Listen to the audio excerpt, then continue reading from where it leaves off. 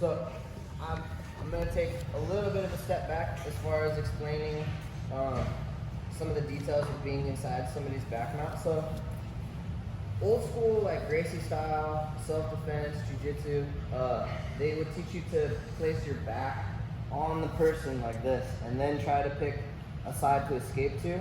But the problem here is he has too much control now of my floating hips, okay? So it's easy for him to start to switch to arm bars from the back here, as well as bow and arrow chokes when you're floating over the person, okay? Because now he's gonna be able to have access to my legs, all right? So that's why we pick a side first, then we move up the body now. But the other detail that we're gonna work on is now going down outside of the back mount, going down. So I call this the scoop escape. So my instructor called it. The detail here that we're gonna have is that when we go down and out, we're going to be looking to underhook a leg here to help us get out to the side. But when we underhook a leg, if I use the easy arm, okay, if I use the easy arm here, this is a super bad position to be in, okay? He has triangle options from the back here. He can go to the arm bar super easy as I start to move down, okay? So what we're going to do is you have to use the arm that is harder to get the underhook on, and that's by design, okay? A lot of times my instructor used to say if it's easy, it's probably a trap, okay? The hard way out is usually the right way out, right?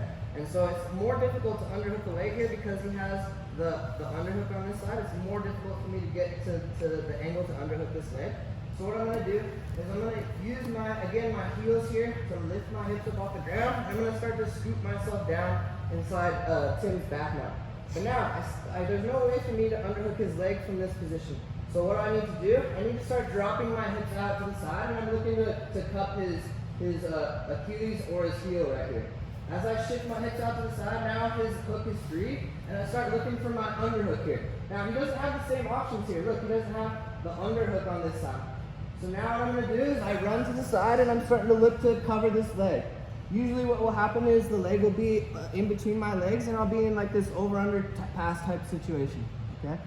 So what I'm gonna do is this arm is gonna go right behind the knee. I'm gonna look the other direction, so let's turn a little bit. So this arm is gonna be behind the knee. I'm underhooking his leg on this side and I'm looking for the belt or the pants right by his hip.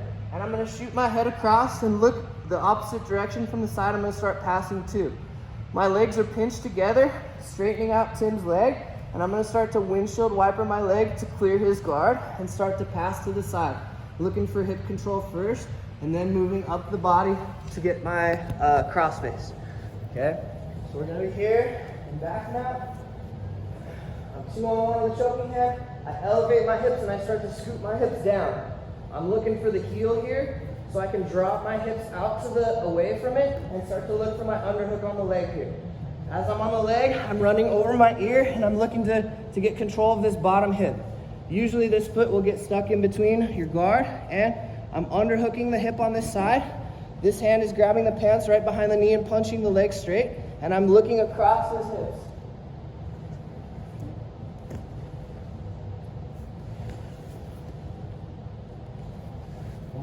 So like when you're making the transition from down low to his hip, you want to try to crowd the hip, right? So Yeah, exactly. So you're Crowding the hip, exactly. Yeah, it's like an inside single. Yeah, you'll crowd and pin the hip. And usually he's going to want that leg in between you, because if he doesn't, you're just in side control basically with the knee shield. It's the easy knee shield to beat there. So the main details here are, remember pinching the elbows, 2-on-1 on the choking hand. I'm scooping down inside the back mount. That brings his heel close enough for me to reach here. And I drop my hips out and away. And look how I keep his hips floating. Don't let the leg collapse like this, because now you're not going to be able to underhook it. So I need to keep his hips floating and shifting my hips out to the side. And now I'm underhooking the leg, bridging over my ear and running and threading the needle and crowding the hip, just like Cody said. I'm looking for I don't want to be like this, because he could scoop up Kimura or possibly look to triangle me here. So I'm looking to stretch his leg down in between my legs so he doesn't have the use of it. And I'm shooting my head across his hips, looking to get my knees above his knees and start to stretch out his leg. I want to walk his leg towards his spine a little bit so that I can clear the guard here.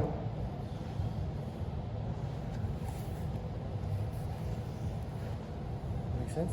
Yeah. Why is it so important